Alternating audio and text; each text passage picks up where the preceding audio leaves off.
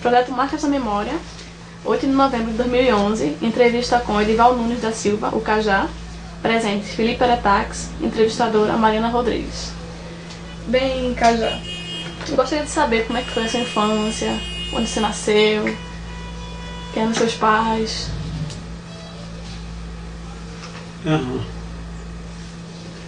Os meus pais, Félix Nunes da Silva e Ana Moraes da Silva, nasci no sertão da Paraíba, na zona rural do município de Bonito de Santa Fé. Uma povoação de trabalhadores de pequena propriedade, de lavoura de subsistência. E aí iniciei minha infância lavrando a terra. O jardim de infância foi o cabo da enxada e ajudar meus pais, como todos as crianças e jovens e adolescentes fazem isso. E depois de, acho que 58, então nos mudamos para uma pequena vila, já de outro município. Você tinha quantos anos nessa época, na mudança? Estava com 8 anos. Era novo ainda. Estava com 8 anos e nessa vila, nesse lugar, que hoje é uma cidade, chama-se Serra Grande, no Vale do Piancó. Então, passei a frequentar a escola pela primeira vez, porque aí havia uma escola. Havia uma só escola que atendia as crianças daquela localidade, uma só professora para todas as disciplinas, desde a alfabetização, as primeiras noções de matemática, história, e assim chamava-se o primário e depois o ginásio. Nessa cidade só tem o estudo primário, que equivale hoje ao fundamental. Isso. E aos 17 anos iniciei na cidade grande da região, que é a cidade de Cajazeiras, assim poder acelerar os estudos que estavam bastante atrasados. Tem alguma lembrança assim da época do primário? Alguma coisa da escola mesmo? Uma lembrança marcante ou algo do tipo? O que mais marcava aquela escola primária era o fato de ter crianças que tinham o início, vamos dizer assim, mais de convivência com a escola, e outros como eu que tinham uma convivência com o trabalho, com o mundo do trabalho. E aí nessa cidade meu pai botou uma farmácia e ficamos dividindo a vida entre a farmácia e a atividade rural também. Continuava tendo roça para garantir a subsistência. Era farmacêutico? Era um socorro farmacêutico. Ele comprou uma licença de uma pessoa e aí ele instalou uma farmácia onde vendia os medicamentos e atendia primeiros socorros também. E eu ajudava. E a sua mãe só? Minha mãe fazia atividade doméstica e quando podia também ajudava ao meu pai. Ajudava quando era roça e também passou a ajudar quando passou a ter esse pequeno comércio. E lá em Cajazeiras, então, essa cidade tinha uma tradição política, tinha uma tradição cultural muito forte, ainda tem até hoje. Uma cidade antiga, é diocese, era um centro cultural muito forte, lá no sertão. E consegui rapidamente tentar suprir esse déficit. Então, entrei na terceira série primária e no mesmo ano consegui fazer a terceira e a quarta. Fazer as provas no meio do ano, pegar todo o currículo do quarto ano, de julho até dezembro, e concluir em um só ano esses 2 anos. E aí você teria que se preparar para entrar no ginásio com um ano que chamava o ano de admissão, que era um resumo de todo o ensino fundamental. Então passei as minhas férias estudando esse livro enorme, a admissão, que tinha todas essas matérias, ciências naturais, história, geografia, matemática, as noções básicas para preparar para o que é o ensino médio hoje. Aliás, não, o ginásio, né? O ensino secundário. Hoje você tem o fundamental, primeiro e segundo, né? Então aí eu entrei no segundo, que era o ginásio, para concluir isso. Após o ginásio, 4 anos, aí você tem o ensino hoje, que era o científico, hoje nós chamamos de ensino médio. E aí nesse período eu ainda aliava essa vida mais ou menos urbanizada de Carazeira, quando nas férias trabalhava na roça com meus irmãos, e ajudava na farmácia. Tinha quantos irmãos? Extrair dentes, atender pessoas que chegavam com os sintomas das doenças que vendo o meu pai medicar aquelas pessoas, começava também. Tinha quantos irmãos? Éramos 4. Na verdade, nasceram 9. 5 morreram antes de enterrar a idade, por conta, creio, os médicos, não tinha médico na região. Todos esses partos foram em casa, né? E muita dificuldade do ponto de vista da própria nutrição, né? Do desenvolvimento da criança, a saúde, etc. Então esses 5 que se foram devemos ao subdesenvolvimento da região. E eu sobrevivi por teimosia, mas segundo a minha mãe, foram muitas promessas para garantir minha sobrevivência. Eu já com 12 anos ela teve que me levar para o São Francisco do Canindé, no Ceará, que disse que eu só sobrevivi por causa de uma promessa que ela fez para o São Francisco. E cada vez que eu tinha um problema de doença, ela dizia: meu pai, Félix, está vendo? Porque nós não pagamos a promessa, temos que ir pagar a promessa. E eu me lembro desse trajeto, numa estrada de barro, no Jeep. E foi eu terminei desmaiando no caminho, nessas estradas de sufoco, muito calor, muita poeira. E ela atribuía mais uma vez que era o fato de não ter pago a promessa. Era uma pessoa desse tipo, da mulher sertaneja, muito honesta, muito correta, e nos criou assim. E a palavra dada tem que ser cumprida. Então havia esse débito em São Francisco e teve que se pagar. Mesmo que no caminho fosse ceifar da vida.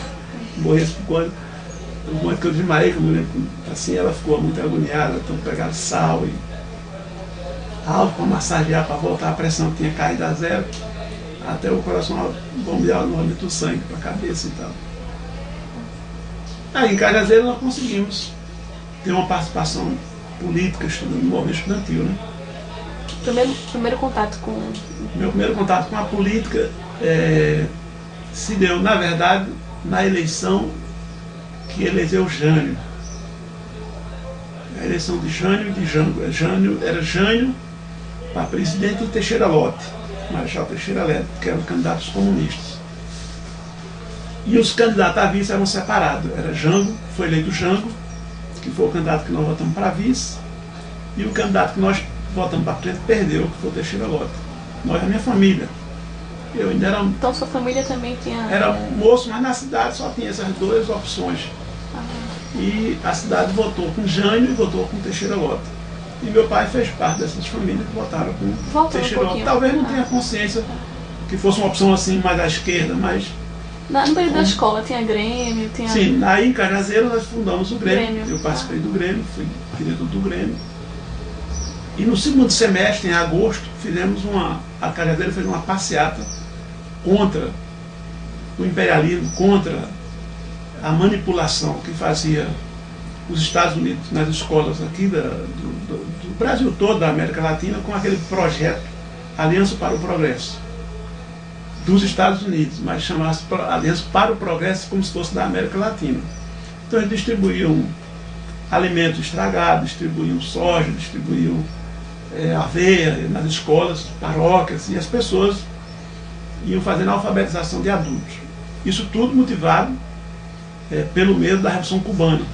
Esse projeto nasceu num congresso, num encontro da OEA em Ponta del Este, no Uruguai, onde participou do Che Guevara como representante de Cuba, e o John Kennedy, e o nosso Kennedy, e o nosso presidente aqui, o Jango. Era cheio de John, né, de J, né, Jango.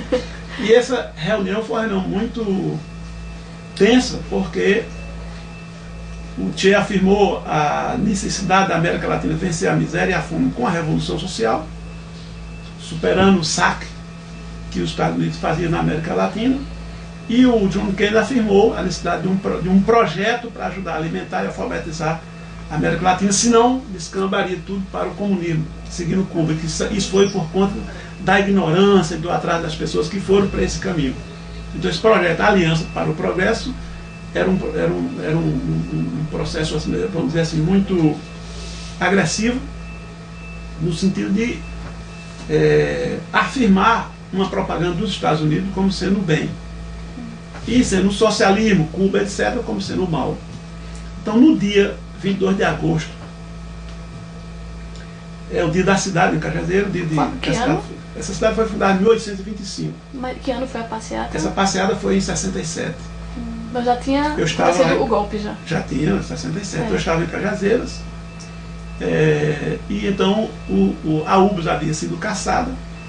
A AESP, a União dos Estudantes Secundários da Paraíba, estava proscrita. E a Associação dos Estudantes de Cajazeiras. Porém, existia realmente, na realidade. Então, o diretor, o presidente da ESC, diretor da ESP e diretor da UBS entrou na sala de aula para nos convocar para uma manifestação no dia 22 de agosto, na véspera, para impedir essa caminhada, né, passeata da Aliança para o Progresso, que tinha um projeto dela, era a Cruzada ABC, uma espécie de cruzada de alfabetização. Então, a Aliança para o Progresso havia várias facetas, uma da alimentação, outra da alfabetização. Então, as professoras ligadas e financiadas por esse projeto iam fazer um desfile com os seus alunos com a bandeira dos Estados Unidos na cidade, que era o dia em que os grêmios desfilavam para protestar contra o golpe de 64 e contra o domínio da cultura nacional pela cultura americana. Então, a cidade tinha essa tradição de, nessa data, de aniversário da cidade, fazer essa manifestação. E então fomos surpreendidos com essa informação de um desfile com a bandeira dos Estados Unidos. E nós nos sentimos agredidos. O nosso líder, que era o Adalmir Coelho, entrou em sala, pediu licença à professora, me lembro como fosse hoje, para informar a gravidade dessa situação. Aí aproveitou, falou do golpe 64, falou do projeto MEC-USEI, que era um projeto que levava a subordinar o nosso MEC ao Ministério da Educação dos Estados Unidos, para tentar aquilo que tentaram no Chile e não deu certo, que era o projeto Camelô, onde você trabalha com o ensino pago a nível universitário, quem não tem, ou seja, quem é pobre vai continuar pobre, quem já é rico vai ter mais chance de ficar mais rico ainda. Então ele fez toda essa situação, fiz um esclarecimento, perguntei se havia risco de prisão, ele disse que havia risco de prisão, só o fato dele estar dando aquele aviso já era um risco para ele. Em seguida perguntei se havia risco de nessa passeata de confronto com polícia, de morte. Ele disse que havia risco também, entretanto, se Tiradentes não tivesse morrido pelo país, nós estaríamos ainda como colônia de Portugal. E se a gente quisesse seguir um caminho de covardia, a gente não fazia nada. Se a gente quisesse seguir um caminho natural da nossa emancipação, nós tínhamos que resistir ao golpe e ao acordo MEC-USEI e etc. Então, ali eu tomei minha decisão de ir para o golpe. Ele pediu que levantasse o braço. Minha decisão de seguir a passeata. Ele pediu que levantasse o braço quem iria, uns 5 ou 6 levantaram o braço. Mas nós conseguimos ir com uns 8 ou 10 lá, nesse dia. No dia seguinte, né? Fomos para a praça principal, Coração de Jesus, que é a praça central. E quando eu disse, vinha chegando, então nós estávamos com umas 2.500 pessoas, estudantes. Eles pensavam que era para aplaudi-los. E já tinha uma senha, que quando o Adalmir apitasse, era um apito de juiz de futebol, né? Aquele apito no interior muito conhecido, a figura do juiz de futebol. E quando ele detonou lá o apito, né, como se fosse uma clarinetada, então nós partimos para cima do carro. É um carro coberto, um carro alegórico, coberto de cetim, ninguém nem viu o carro, tipo aquelas desfiles de escola de samba. E em cima uma cadeira, um trono, uma cadeira de rainha, ela coroada de rainha, com a bandeira dos Estados Unidos numa mão, e para disfarçar uma bandeirinha do Brasil bem pequenininha na outra lá. Diante do apito nós todos subimos, não todos, o grupo mais forte subiu, e em menos de 5, 6, 10 minutos ela estava só com as roupas íntimas, só com as peças íntimas, ficou quase nua, né? E a garotada fez a festa, no olhar, tudo secundarista. E ela era uma mulher bonita, era filha de um grande comerciante lá da cidade, a Francisquinha, e era aquela presença marcante, o tamanho, tipo, escolheram uma pessoa, tipo, não porque tivesse alfabetizado, mas que pudesse ter uma semelhança de rainha. E em pouco tempo iniciou o discurso, né, ali na hora, foi transformado aqui num comício relâmpago, né? E o discurso contra o golpe de 64, contra a acusada ABC, a farsa que era a Aliança para o Progresso, dizer, Aliança para o Progresso deles, dos Estados Unidos, não da América Latina. E quem fez o discurso? Vários, mas principalmente a Dalmi. Eu não discursei, nessa época eu era um novato, estava começando, estava admirado com tudo aquilo que eu vim da zona rural. E me encantou toda aquela pregação, a determinação dele na sala de aula. Né? Ele era perseguido, a entidade era perseguida e ele era perseguido. Ele andava numa Vespa, que era a moto da época, né? E rapidamente chegava, rapidamente desaparecia, porque ele era procurado. E não o vi mais. Depois daquela manifestação, não o vimos mais. Porque daí veio o endurecimento, veio o AI-5, essa coisa toda. E depois eu terminei sabendo da morte dele. Uma morte trágica de acidente de João Pessoa a Cajazeiras. Mas já nos anos 70. Mas de acidente? De acidente. O irmão dele era um ator muito bom na Encadeira, um ator de esquerda. Eu fazia teatro lá no Grêmio, no nosso Grêmio, nós começamos a fazer atividades culturais de esquerda. E ele, terminei participando de uma peça com ele, que era um excelente ator. Era o nosso Tarcísio Meira, lá do nosso lugar. Grande ator. Dava um público inteiro num monólogo, foi uma peça Diário de um Louco, que é conhecida essa peça, acho que é tem uma russa e tem uma com o mesmo título, tem uma chinesa, Diário de um Louco. É quase a mesma coisa, contando o mundo, a história por esse louco, né? Mais de uma hora de cena. Só tinha, assim, cultural, só tinha o teatro, tinha a música, tinha outra coisa? Não tinha música acompanhando, mas essa peça que eu estou falando era um monólogo, né? Não, assim, na escola. Não, na escola mesmo só tinha sala de aula. A cidade é que tinha uma tradição política. A escola não tinha essa coisa toda, né? A cidade é que tinha uma tradição de muito tempo. Pra você ter uma ideia, em 45 teve um candidato comunista para deputado federal na chapa com Luiz Carlos Prestes para senador. E foi bem votado. E essa figura nós terminamos descobrindo criamos relações com ela, depois desse. Ficamos amigos e tal, muito próximos. Depois montamos uma célula do partido quando eu vinha para Recife, lá. Nós desenvolvemos uma atividade política bastante grande nesse período aí, mas não foi assim de um dia para outro. Nessa passeada terminaram, o tiro de guerra chegou, que é a unidade militar do exército que fica na cidade, os 80 homens de fuzil em punho, de sabre na ponta do fuzil, nos cercou e muitos foram embora, e aí começou a arrancar os paralelepípedos para enfrentar esse batalhão, né? Comandado por um sargento chamado Sargento Barbosa, que era uma autoridade do exército na região. E aí terminamos 12 presos, mais uma prisão rápida, uns 2 ou 3 no hospital, tanto de soldado quanto de estudante. A refrega foi muito grande. E à noite todos saíram, graças a um jovem que estava fazendo direito aqui, que tinha sido presidente do DCE da Católica e caçado pelo 477. E lá ele estava já começando a advogar e foi na delegacia, junto com o diretor do colégio comercial, que é um colégio grande, Monsenhor Vicente Freitas, um padre, bastante tido como muito corajoso na cidade. Os dois foram lá e libertou todos os 12. Você estava no meio dos 12? Não, eu não fui preso nessa ocasião. Fiquei entre aqueles que estavam acompanhando, ajudando, apoiando, o que gera muito, para minha origem, gera muito peso, muita responsabilidade. Depois disso começou um período de caça, de perseguição àquelas pessoas, ao nosso movimento. O movimento da Aliança para o Progresso também recuou.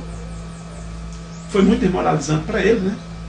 A moça ficou chorando, né? Só de peças íntimas, então as senhoras lá da burguesia levaram aquele lençol para cobrir, me lembro, cobrindo a moça lá para recolher ela, para não ficar exposta àquela festa dos secundaristas que estavam ali, tudo muito entusiasmados, né? Com o seu feito e com desmoralização em relação ao golpe 64.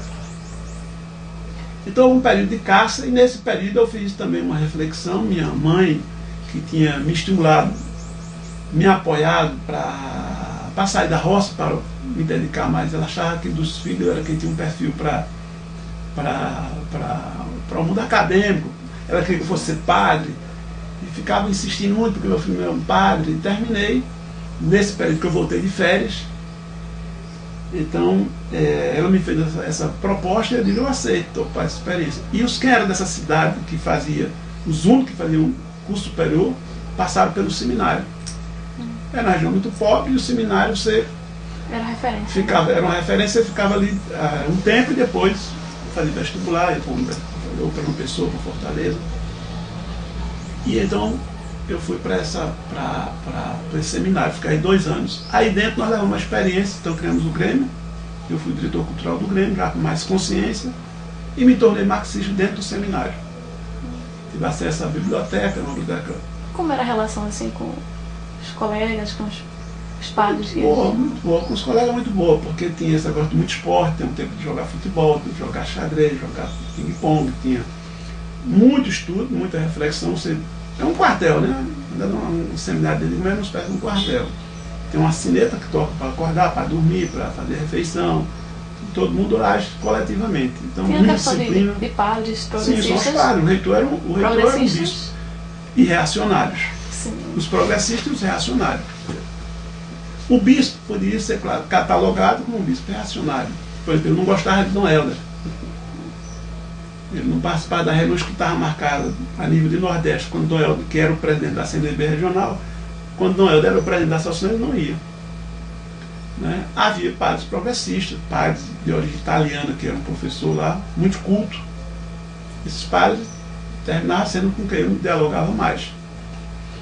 E ficamos seminaristas por 2 anos. Ainda se usava batina aos domingos para descer para a catedral, para a missa, para ajudar a concelebrar a missa com o bispo. E então a gente tinha, vamos dizer assim, dediquei muito ao estudo, me dediquei fortemente. Quais foram as suas primeiras leituras nessa época? As primeiras dificuldades nossas foram exatamente para superar aquele déficit que eu falei. Uma coisa era os sinais que chegavam, que era filho das cidades maiores, tipo Cajazeiro ou Souza, ou daquela região, onde tem jardim de infância, tem escolinha para menininho, para bebezinho e tal. Outra coisa é aqueles que tinham achado para começar a sua vida de infância ajudando os pais no trabalho, né? Então a primeira foi vencer essa dificuldade. Então, ao entrar no seminário, já tinha latim, além de português, latim, grego, francês, inglês e as demais matérias. Então minha primeira barreira foi essa. E com a bibliografia marxista, como foi que o senhor teve contato? Bem, aí essa primeira etapa eu levei para, como eu disse, estudar para tirar esse atraso, porque eu vi que outros estavam mais desenvolvidos do que eu. Então eu senti uma certa vergonha de já estar ali com 17, 18 anos e tinha gente na mesma grau escolar meu que tinha 15 anos, 16 anos. Então aquilo, os outros tiravam o tempo todo de recreio para jogar bola, então eu não me dediquei à bola, me dediquei ao estudo, à leitura. Terminava o jantar, então não tinha mais aula, tinha salão, atividade que o seminarista pode ter para a sua cultura. Ali nesse intervalo você vai para a sala de aula, tem um prefeito de estudo, que é um chefe da disciplina, fica lá sentado naquele birô para atender alguma consulta que você queira fazer.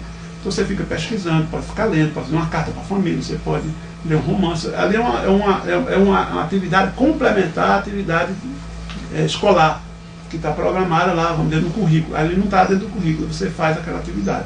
E se apoia na biblioteca, vai buscar livro na biblioteca do seminário. E havia também muito essa história do voluntariado. Nós éramos integrados, vamos dizer, aos serviços da casa e até a produção da casa. Lá tinha, como é grande, é um latifúndio. Então nós tínhamos que plantar, colher, limpar. E nisso aí eu já sabia fazer muito bem, e outros não sabiam, era a primeira vez que pegava uma enxada e produzia muito menos. E eu tirava minha tarefa mais cedo e vinha para a biblioteca. Então tinha uma pessoa que era nomeado o bibliotecário. Aí era um rodízio, ficava um mês. O serviço de garçom para servir a alimentação na hora daquela refeição, que é coletiva imensa, para aquelas 200 e tantas pessoas. Então era uma equipe de 8, ficava uma semana de rodízio. Então, quando fui... Aí um amigo meu ficou nomeado, que era desse grupo mais chegado, um seminarista, por sinal da minha mesma região. Ele foi seminário, ficou bibliotecário e surpreso trouxe um livro para mim que questionava a fé, essas coisas, e várias obras marxistas, né? E eu fiquei curioso, que aquilo era muito importante, agora a gente tem que ler com muito segredo, senão a gente era expulso. E havia um conterrâneo nosso, dessa nossa mesma região, sido expulso do seminário, porque tinha se proclamado marxista.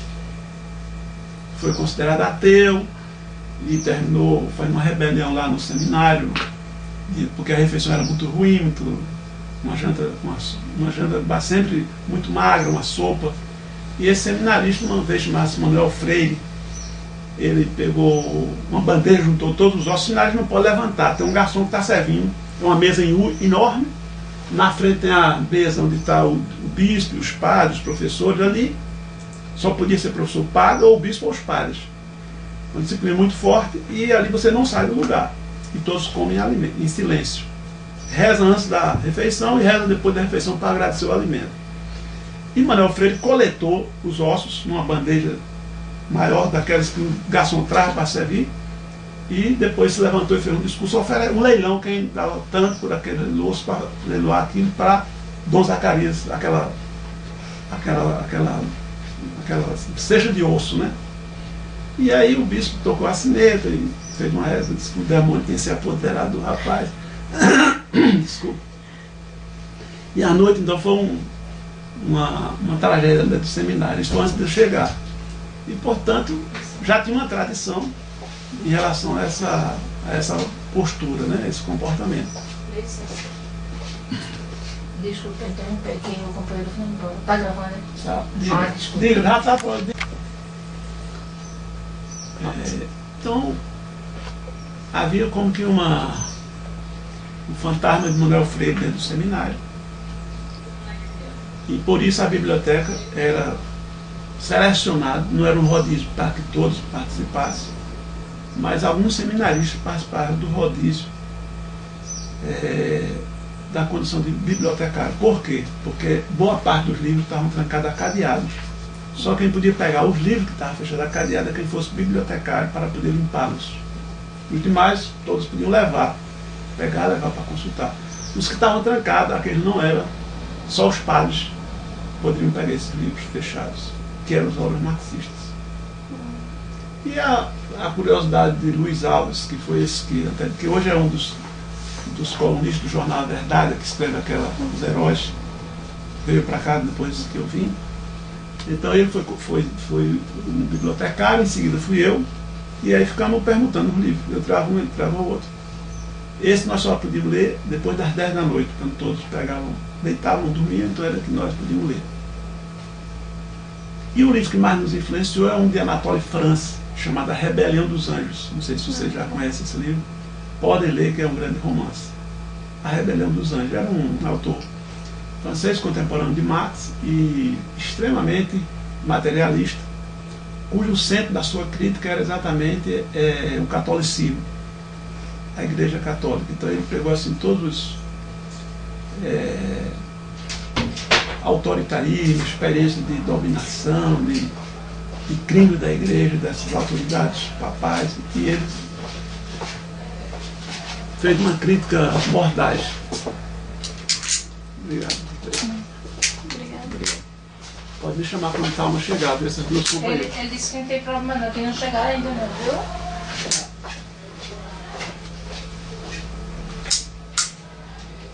Essencialmente esse romance contava a rebelião dos anjos em relação a Deus.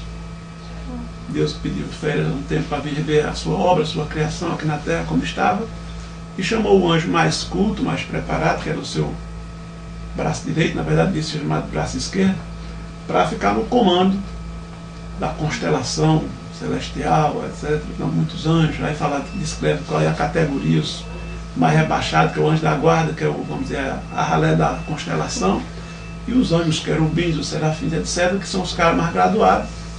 E esse que era um dos mais graduados chamava-se Lúcifer, que em latim quer dizer luz. Então esse ficou responsável para administrar o céu, etc., enquanto ele veio. E como ele era apenas um anjo, não era Deus, então para tudo ele fazia uma assembleia. Para resolver as questões ele chamava uma assembleia. E todo mundo começou a gostar dessa democracia. De maneira que quando Deus voltou, então ninguém quis mais a teocracia. Então se criou a rebelião dos anjos em função dessas coisas que ele vai descrever ao longo do tempo. E aí foi obrigado a criar um inferno para despachar o Lúcifer, né? Senão não tinha lugar por dois naquela democracia anterior com essa. Então, ele vai tecendo críticas, vamos dizer assim, de ficção, mas vai fazendo um romance na França, a história de como é que as pessoas, os ricos, os pobres, a igreja, se identificando com a aristocracia, né? Do período medieval e depois no período da burguesia, que eram os banqueiros. Então ele vai fazendo toda aquela denúncia e no final ajudou muito a minha reflexão, entre outras obras que nós líamos. Então, de maneira que, além do mais, havia uma tradição, vamos dizer, do seminário de Olinda, a partir da Revolução Francesa, do ensinamento na França, em traduzir, vamos dizer assim, a revolução por essa região. De maneira que em Pernambuco, na Bahia, no Ceará, houve um contágio geral de padres formados nesse seminário, com uma visão progressista em relação ao Estado, o que devia ser o Estado. As prédicas de Frei Caneca são coisas muito avançadas. Não apenas eram peças contra o domínio de Portugal, mas contra a dominação monárquica. Ele não queria uma monarquia brasileira, ele queria um governo popular. Ele falava de um governo popular. E Cajazeira é fundada a partir de um dos padres que saiu daqui expulso, perseguido, e parou debaixo de um pé de cajazeira, numa pequena vilarejo, num sítio, no mato lá, e montou essa cidadezinha, um colégio. A cidade nasceu à beira de uma pequena escola. Então havia uma certa tradição, vamos dizer assim, de rebeldia por aquela região, e nós nos contaminamos com ela.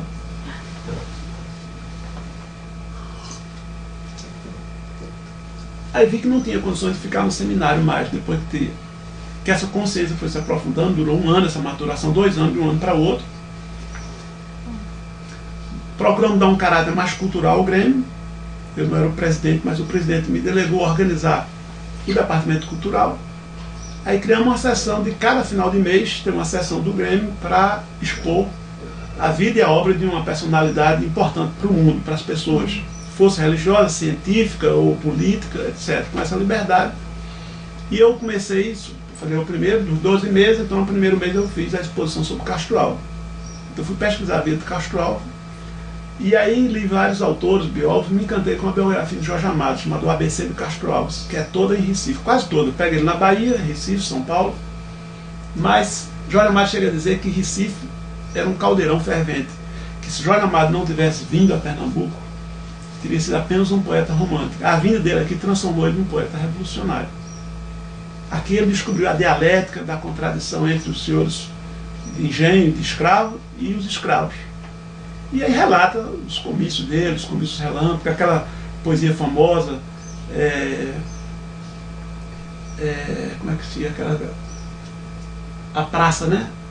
O nome é O Povo ou Poder, mas a gente só conhece um verso, todo mundo conhece, e acha que essa poesia foi criada na Bahia, mas ele criou essa poesia aqui, num comício que a polícia terminou reprimindo. Ele se agrupou numa praça, ali onde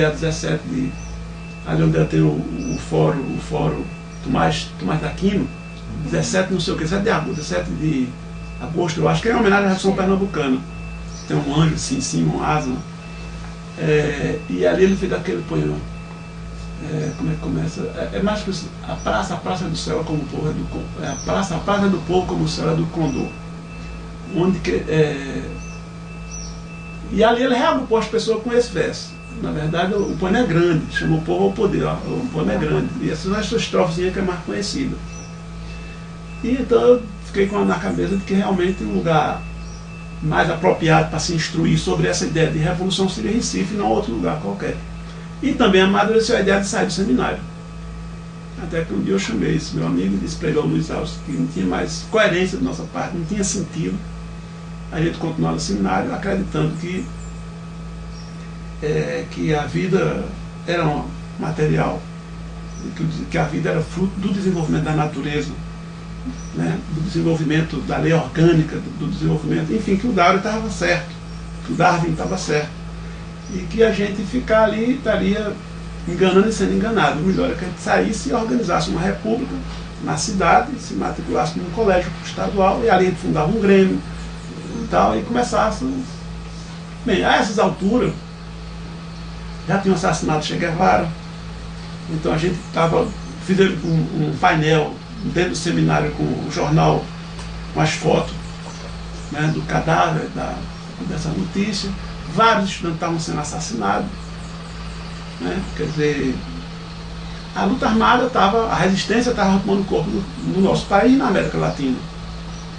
E aí tomei a decisão de sair. Ele disse que não podia me acompanhar, mas pelo menos mais um ano ou dois ele sairia.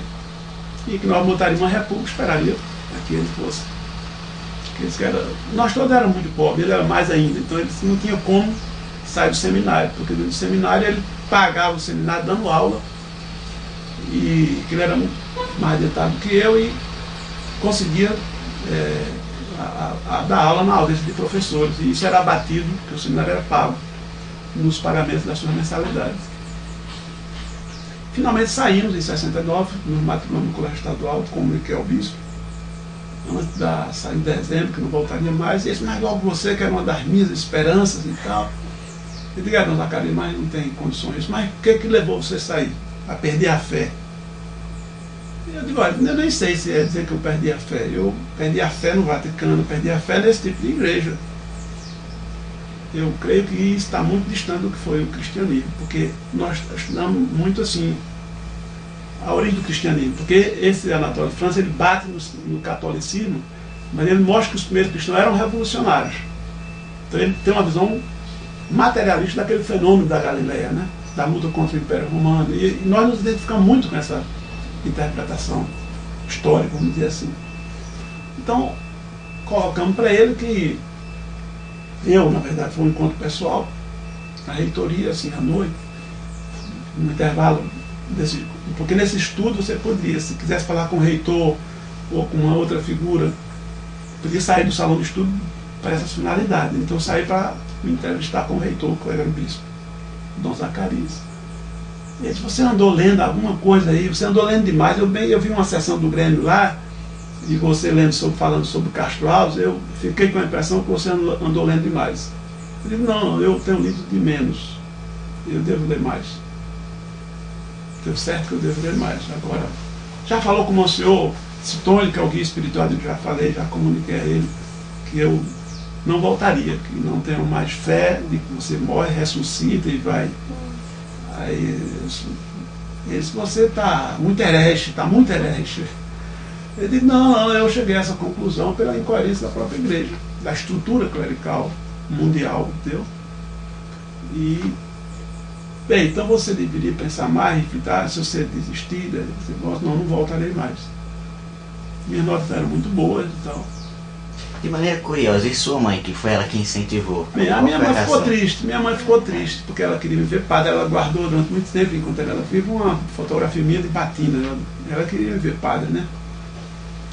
Ela achou que da família, ela dizia que eu era o mais humano, chegar uma pessoa muito carente, eu era capaz de dividir um prato, e se não tivesse nada, ela dizia, não tem nada para dar, não, eu ia buscar uma coisa, um alimento para dar para as pessoas que pediam. Aí ela achava que a tradução melhor disso era ser padre.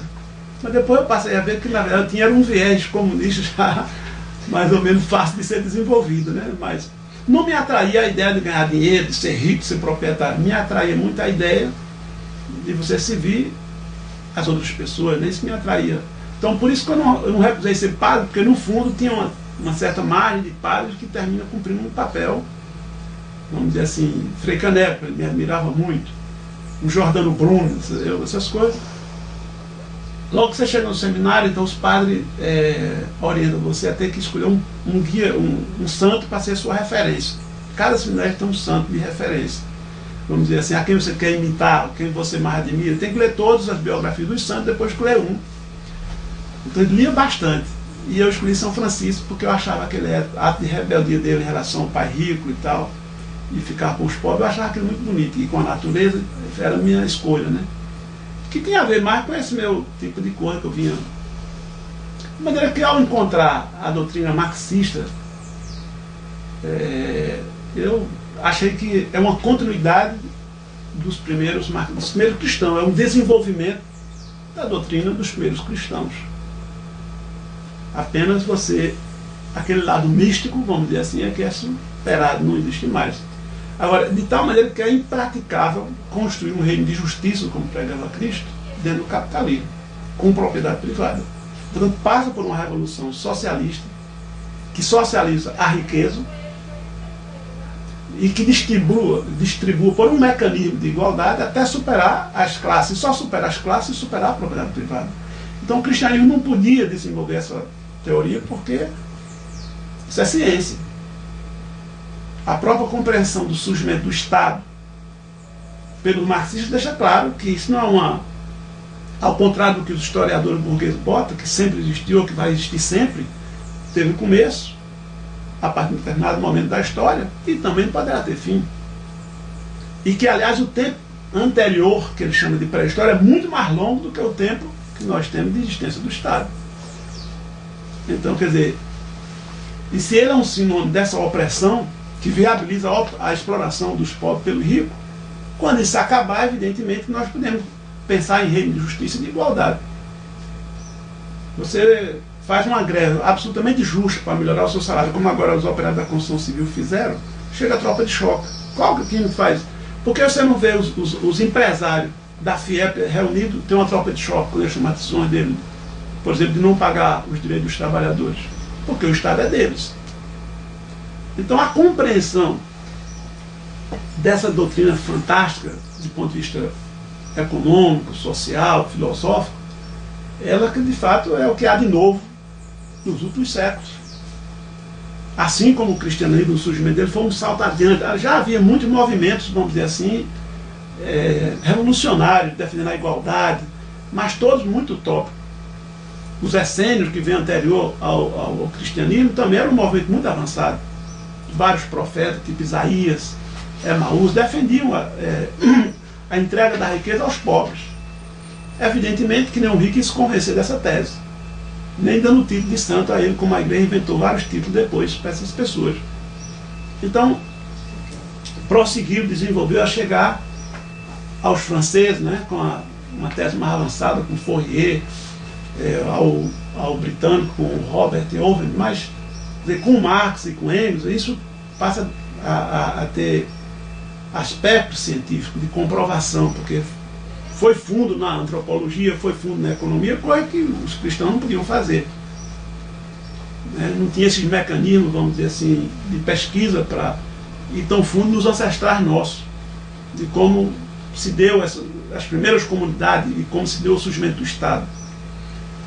Então, de maneira que a gente fez um estudo filosófico, tínhamos acesso à origem da família, da propriedade privada do Estado, ao manifesto comunista, do socialismo utópico ao socialismo científico. Isso fez todos esses livros dentro do seminário? Não, todos não. Uma parte, esses maiores nós conseguimos fora. Com esse velho comunista que é o Sabino Rulim, que tinha sido candidato a deputado em 45, e estava vivo já, um senhor de cabelo branco, barba longa, nunca cortou essa barba dele, parecia a figura deles. O estranho é que na Europa faz um frio danado, só usa aquele boné de proteção. O cara dele faz um calor enorme e ele não tirava o boné dele, que ele pesava bem 1,5 kg, que era boné europeu, né, que traziam para ele e tal. E ele usava aquele boné com aquela barba que parecia. Através deles conseguiu esses... Na casa dele, ele tinha uma biblioteca mais ou menos do tamanho disso aqui. Você conseguiu? Como foi o contato com ele? Era da cidade? A partir daquela parcial, ele é filho da cidade, a família Rolinda, a família que fundou a cidade. Era primo do bispo, que era o contrário dele, que era um bispo reacionário, e ele era a ovelha negra da família, a família rica, fundadora da cidade. Ele era um agremessor, formado numa escola técnica de Areias, que era muito antiga, que formava agremessor, as figuras que trabalhavam para abrir estrada, etc. E tinha os 6 filhos. O primeiro filho era Karl Marx, o segundo era Engels, o outro era Gorky. Os filhos dele eram os clássicos do marxismo, não era o nome dos filhos dele. Nenhum era batizado, isso não chamava muita atenção. Nenhum. A filha chamava-se Olga. Olga não, chamava-se Zoya, em homenagem àquela guerrilheira da resistência aos nazistas. E outro chamava-se Clara, em homenagem a Clara Zetkin. Casou, namorou um cara de Portugal, foi se casar, e aí deu aquele rebuliço na cidade, porque tinha que fazer o batistério para poder casar. O batistério equivalia a fazer o batismo, né? E aí ele disse, se quiser que case, que é adulto, que noivo, que batize, por sua conta, mas eu não tinha que fazer batizado nenhum deles. Então era uma figura assim, quando tinha sido preso, ele já estava à altura lá, nessa época, com umas 9 prisões. Em 64 ele foi preso. Quando tinha um acontecimento lá em Cajazeiras, então ele era preso. Né? A cidade era muito, vamos dizer assim, protagonista. Né? Quando começou aquelas bombas nas bancas de revista, lá no Rio, primeiro teve uma bomba lá dentro do cinema em Cajazeiras. Não sei se vocês viram, o comércio botou uma reportagem com 4 final de semana, com uma reportagem sobre essa bomba em Cajazeiras. Você não viu essa reportagem? Eu até fui entrevistado numa página inteira, falando que na época eu estava lá.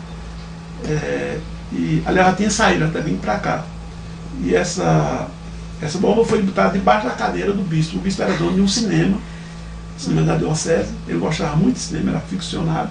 E sentava na mesma cadeira sempre. Aí a extrema-direita botou uma bomba ali debaixo para cruzar a esquerda do Cajazeiras. Quem é preso? Sabino. Para explicar essa bomba lá. Então, quando tinha uma pichação, a gente fazia, esse nosso grupo fazia pichação na cidade, fazia a Baixa Ditadura, viva a Liberdade. Esse grupo era o Grêmio? Não, nós montamos uma célula, nós chegamos a nos organizar. Quando montamos essa república, então ali nós conseguimos ganhar todos os grêmios da cidade. Quando saiu do seminário, fomos morar nessa república, alugamos uma casa e fomos morar junto. 5, 7, no final quando eu saí para cá nós já éramos 7. E 4 deles eram ex-seminaristas. Então, essa fundação foi em que ano, mais ou menos? Essa república foi em 69. Montamos uma república lá. E também descobriram que esse nome república era uma tradição da luta contra a monarquia. Nessa obra de Jorge Amado ele explicava que a república eram os estudantes que lutavam contra a república. Quando tinha 3 ou 4, então se denominava república, não por ser a casa, mas por ser um grupo de pessoas contra a monarquia. Como era o funcionamento dessa república? Eram todos comunistas. Ali nós aplicávamos o centralismo democrático. Ali nós estávamos em Prado que a gente lia o manifesto, a gente estudava cada um individualmente, depois fazia um estudo junto. Tinha panfletagem? Tinha. Todo mês de abril e todo 7 de setembro tinha panfletagem e pichação na cidade, madrugada. E tinha um de nós que se destacou no tiro de guerra como aluno daquele sargento Barbosa, que era um instrutor, inclusive. O cara dá confiança dele, chegou a cabo, porque lá você entra como recruta e pode sair, outros podem ser promovido, ele era cabo. E quando o sargento não estava, ele era quem dá, era o instrutor. Então a gente passou também a ter instrução militar no grupo. Sim. Então, e onde era? Lá em Cajazeiras mesmo? Cajazeiras. Cajazeiras. Na instrução. E aí a gente teria que tirar um domingo para ir para um lugar, para um sítio distante. E ali a gente conseguia ter que fazer educação física, ter que fazer algumas manobras, ter que, como de madrugada, ter uma pichação sem ser um grupo fazer outro grupo ficar de olheiro para impedir que a surpresa do guarda, da polícia. Então aí nós já nos identificávamos como uma célula comunista de revolucionário, começamos a observar normas de clandestinidade, como casar o trabalho nosso normal, legal de um grêmio, como o trabalho clandestino que a gente fazia, como a pichação e como a panfletagem. Vocês tinham companheiros que estavam na clandestinidade? Não, nós não estávamos. Nós tínhamos contato com esse advogado que vinha para cá, que tinha sido caçado aqui, e ele trazia material de literatura clandestina para a gente. Entregava e a gente espalhava. E os contatos com o Sabino passou a ser mais disciplinado, mais regular, e só um companheiro fazer o encontro com ele. Ô Cajá, e como é que se deu essa transição dessa sua cidade natal para vir para Recife? Isso foi uma decisão do grupo. Foi uma decisão da célula. A célula tomou a decisão de um de nós ter que sair para encontrar ou o PCR ou a LN, que era o grupo que, na nossa opinião, mais estava identificado com a gente. A gente não aceitava o PCB nem o PCB, por ser reformista na nossa avaliação, e que a vida mostrou que são. E tomou a decisão de fazer um contato ou com o PCR ou com a LN. E, ao pegar o estatuto e o programa, levava para lá, para que todos tomassem a opção de entrar ou não entrar. Aí houve uma discussão, uma votação para saber quem ia. Depois, para onde ir, também foi uma votação. Isso em 70, mais ou menos. Né? Aí já era 71. Essa votação foi em dezembro de 71. Ainda estava de atuação 70 e 71. Todos os grêmios da cidade já estavam polarizados por esse coletivo. Não tinha. O único diretor acadêmico que existia era um companheiro nosso, que era o presidente. Vocês tinham contatos, então, com vários grêmios? Sim, não, a gente ganhava. A gente decidia, vamos ganhar a eleição daquele, você vai se matricular lá. E aí fazia uma decisão política. E as nossas decisões passou a ser para o centralismo democrático. A maioria concordou, mesmo quem defendeu contra, aquela decisão veio votada de todos. Quem foi contra vai ter que acatar. Na próxima vez que quem foi minoria votar uma decisão que a maioria foi minoria, na outra ele vai acatar por força do próprio centralismo. Como foi a entrada assim no PCR? Aí a decisão foi essa, teria que entrar um companheiro, teria que ir ou para Fortaleza, ou São Paulo, ou Recife, ou Rio, a gente supunha inicialmente. O grupo achava isso. Eu é que achava que isso é Recife, por a minha leitura que eu tinha feito. Aí houve uma discussão. Não, São Paulo é onde tem a maior parte do proletariado, lá vai achar isso mais fácil. A Helene vive lá, eu falei que Recife era mais fácil encontrar. Se já naquela época que descreve a situação do Castro fervilhava de grupos revolucionários, a Revolução de 48, então achava que já tinha havido a morte de Amaro Luiz de Carvalho, que era o fundador do PCR, então repercutiu muito na imprensa, que assassinaram ele dentro da casa de detenção, faltando um mês para ele sair. Já tinha sido anunciado, o padre Henrique tinha morrido, então até os padres eram de esquerda, eles mostravam que isso era Dom Helder Câmara era muito perseguido e muito conhecido como uma grande figura. Então nessa reunião eu defendi que o lugar devia ser Recife. Aí primeiro votação, quem vai é o lugar. Aí nós botamos em votação primeiro o lugar, para onde ir. Que de repente podia até coincidir que ter familiar naquele lugar, então facilitava a sua ida. Botamos em discussão, então vimos que não tinha mais o que fazer, tínhamos ganhado todos os grêmios, tínhamos 2 grupos operários. Na Revolução mostra que os operários têm que estar dentro do partido, então criamos 2 grupos operários de aula, para dar aula. Operário de quê? De fábrica de vela, fábrica de doce, de curtume, que eram as fábricas que lá tinha, na periferia da cidade. E como se dava esse contato de vocês, da teoria da teoria marxista com o operariado? Sim, aí nós montamos uma escola. Apareceu o Mobral, que é a alfabetização de adulto, e eu me inscrevi perguntando como era, aí escalamos 2 companheiros para fazer isso, para dar aula mais experiente, para dar aula para adultos, porque era uma forma de contactar. E o método, levar o método Paulo Freire por dentro, que era o contrário do que ele orientava, mas facilitava o operário a compreender a vida dele. Então eu passei a dar aula a um grupo de operários, matriculava 30, mas ficavam uns 15 mais ou menos, e o outro companheiro, o Luiz, esse que veio para cá depois, fazia outro grupo. E aí é uma experiência que durou 1 ano, e recebia todo o mesmo dinheirinho, então eles também nos ajudavam a comprar livro e tal. Estava dando certo. Mas também começaram a desconfiar que os operários que estavam nas nossas aulas eram diferentes dos outros. Questionavam e ficavam destacando como exemplo, quando não, tá, estou reunista, mas eles disseram, não, isso aí não é bem como estou dizendo, não. Então onde esse cara viu isso? Porque os outros, o que deu na imprensa está dado, é fato, ninguém questiona, né? Saiu no jornal, deu na rádio, deu na televisão, é verdade. A gente conseguia fazer esse questionamento, né? Mostrar o Tiradentes não foi sempre visto como uma boa figura, não, era o mal e durou muito tempo para a história dele ser resgatada. E ainda assim resgatada como uma figura, um herói morto, que a própria PM que o matou é quem tem ele como patrono. Então essas coisas todas saíram no decorrer da nossa aula.